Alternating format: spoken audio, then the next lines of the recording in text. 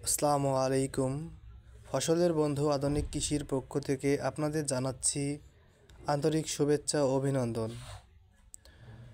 আজকের যে বিষয় সেটি হচ্ছে মাচায় আলু চাষ। সুপ্রিয় দর্শক, আপনাদের মাঝে আমি পরিচয় করে দিব একটি ভিন্ন ধরনের আলুর সাথে।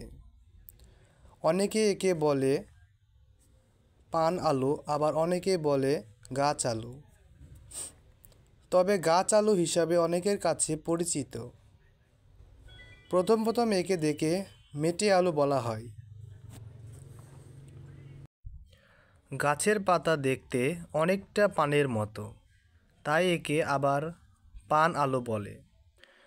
আমরা যদি নিচের দিকে তাকাই তাহলে দেখতে পাবো থোকায় থোকায় আলু ধরে আছে, আবার মাটির নিচে হয়ে থাকে।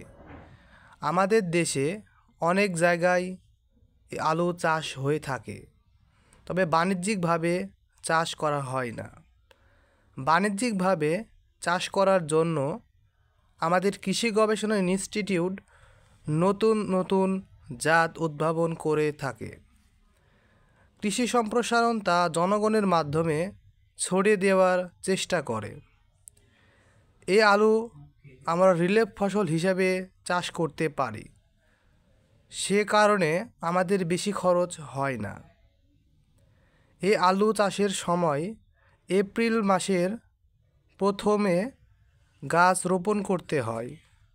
আগস্ট মাসের মাঝামাঝি সময়ে ফলন আসে।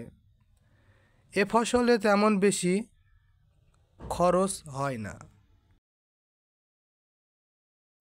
আসুন সকলে মিলে এ ফসল চাষ করি এবং দেশের কর্মসংস্থানের মানুষের সুযোগ করে দিই। সকলে পাশে থাকবেন। ধন্যবাদ। ফসলের বন্ধু আধুনিক কৃষি।